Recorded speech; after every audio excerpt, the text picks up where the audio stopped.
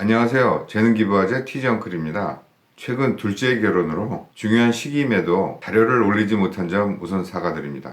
전편에서 능력과 역량의 정의, 차이점, 그리고 자소서상 역량의 의미를 다루어 보았다면 역량의 종류는 어떤 것이 있는지 여러분들과 같이 파악해 보고자 합니다. 최근 모 일간지에 나온 기사를 보면 올해 하반기 대기업의 34%가 채용을 하지 않는다고 합니다.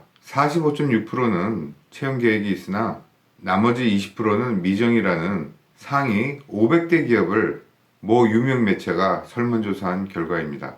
점점 취준생 여러분들의 기회도 바늘구멍으로 줄어들고 있다는 것입니다. 삼성전자는 작년과 유사한 수준이고 현대차는 정기 채용은 없애고 상시 공개 채용 제도를 유지할 예정이며 SK, 하나와 롯데는 9월 공채 계획을 갖고 있다고 합니다.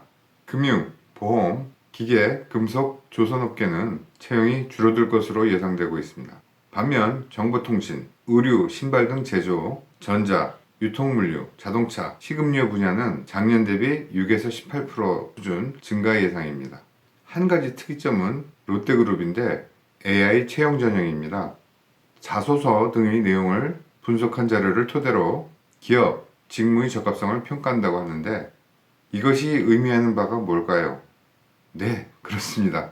바로 자소서에 경험을 통해 습득했다고 기술한 역량들을 근거로 인재들을 선발해 보겠다는 것인데 해당 AI 프로그램의 알고리즘을 제가 정확히 알 수는 없지만 한 가지 분명한 것은 역량이란 키워드가 여러분들의 성공 취업을 좌우할 것이란 앞에서의 제 설명이 충분히 설득력이 있다는 것입니다.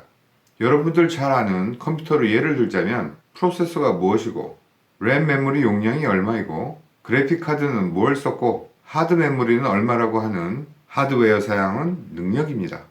그런데 아무리 사양이 좋아도 이를 구동시키는 OS나 사용되는 소프트웨어들에 의해 하드웨어가 제 기능을 할 수도 못할 수도 있습니다. 그 소프트웨어를 역량이라고 보시면 됩니다. 줄다리기 경기 많이 해보셨죠? 아무리 체격적으로 동등한 팀들이 만나도 반드시 승패는 가려집니다. 어느 한 팀이 조금이라도 더 사기가 높던가 누군가의 리드에 의해 힘의 집중이 잘 되었든지 조금이라도 결속력이 더 좋은 쪽이 승리했던 경험들이 있으실 겁니다. 능력은 유사해도 구성원들의 여러 역량들이 융합되어 더 큰 잠재력이 발휘되는 팀이 승리하는 것입니다. 여기서 우리는 승리한 팀의 뛰어난 리더십과 구성원들의 협동, 희생, 자발, 용기와 같은 역량들이 집중력을 발휘한 결과라고 말할 수 있을 것입니다. 회사도 마찬가지입니다. 좋은 역량을 가진 사람들이 모여 팀을 이루고 리더십에 의해 구성원들이 보유한 다양한 역량들이 조화를 이루고 극대화되어야만 극심한 경쟁에서도 존속하고 지속적인 성장을 할 수 있는 것입니다. 그런 이유에서라도 신입사원 채용 시 선별이 가능하다면 조금이라도 역량이 더 큰 인재들을 구성원으로 선발하려고 하지 않겠습니까? 지금 화면에 보여지는 도표는 제가 여러 조직에서 개인의 직무 역량을 분석, 평가하는 데 활용되며 중요하다고 하는 역량 항목들을 모아서 정리한 것이며 역량들의 특성별로 분류를 해본 것입니다. 유사한 것들도 있고 일부 역량은 다른 역량들과 복합적으로 발휘될 때 그 시너지가 극대화되는 것들도 있습니다.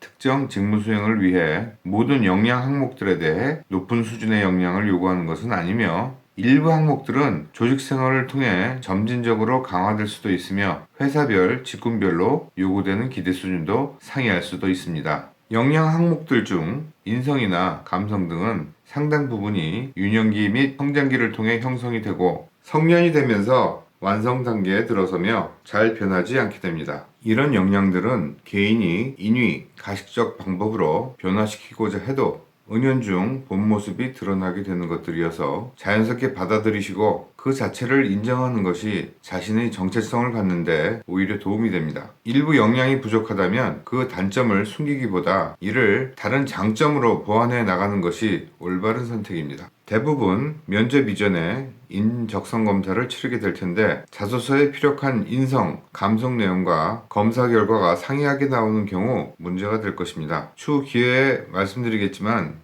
인성 검사는 자연스럽게 아무 생각 없는 무의식 상태에서 있는 그대로 자신을 대변한다고 생각되는 답변을 선택해 나가야 됩니다. 간절한 마음에 희망하는 직무상 요구 역량들의 수준을 맞추기 위해서 가식적인 답변을 시도할 수도 있겠으나 중복적 의미를 갖는 검사상 여러 항목의 질문들에 의해 답변에 혼선이 발생되거나 여러 문항들이 복합적인 연계성으로 분석된 결과에 의거하여 역량의 수준이 드러나게 될 것이며 자칫 비정상적인 결과로 인해 정서적으로 이상한 사람으로 인식되어 버릴 수 있다는 점 반드시 인지하기 바랍니다. 반대로 여러분들이 인생을 조금 길게 본다면 장기적 관점에서는 자신의 역량에 최적화된 직무를 택하는 것이 본인 스스로에게 최상의 선택이 될 것입니다. 겉으로는 폼나고 멋있어 보이는 직무들도 모르는 고충과 난관들이 있으며 자신의 역량에 맞지 않을 경우 그 직무에 오래 적응하지 못하여 도태되거나 다른 직무로 변경하는 것을 택하는 결과로 이어질 것이며 궁극적으로 개인의 경력 관리에도 부정적인 결과를 가져올 것입니다. 직무의 특성과 역량들의 연관성은 매우 높습니다.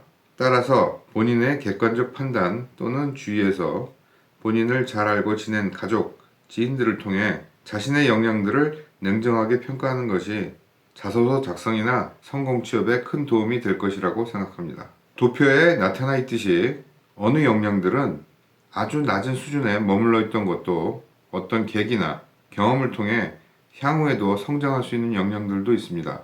가장 좋은 예로서는 협상력, 전략적 사고 같은 역량들입니다. 역량은 현재 수준의 높고 낮음을 불문하고 반드시 입증 가능한 근거 및 경험을 통해 얻어진 것이어야 하며 그것은 과거 특정 상황, 행위에서 우연히 얻어질 수도 있고 특정 문제를 해결하든지 위기를 극복해냈던 경험에서 필연적으로 습득하게 된 것일 수 있습니다. 일부 역량들은 보유하고 있는 역량들 2개 이상이 융복합적으로 작용하여 형성되는 것들도 있습니다. 그 예로는 리더십, 정보 활용 등이 있습니다. 보시는 도표의 많은 역량 항목들은 별도로 언급할 필요가 없을 정도로 여러분들이 스스로 쉽게 이해하실 수 있는 내용입니다만 일부 이해가 쉽지 않거나 자소서에 반드시 반영되어야 하는 역량들에 대해서는 추후 기회에 좀 더 상세한 설명을 통해 부연적인 설명을 하겠습니다.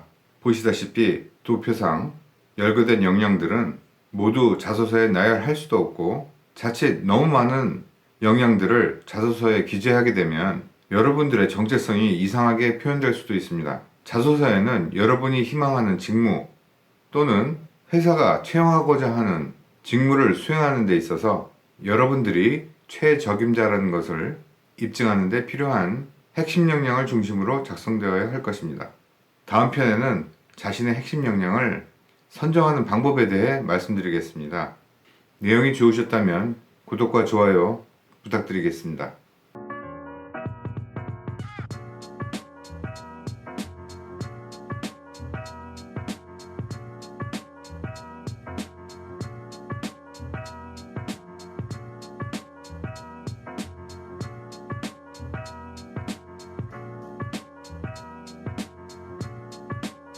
취업 시즌이 시작되었습니다. 여러분들의 성공 취업을 기원합니다. 지금까지 TG 엉클이었습니다. 안녕.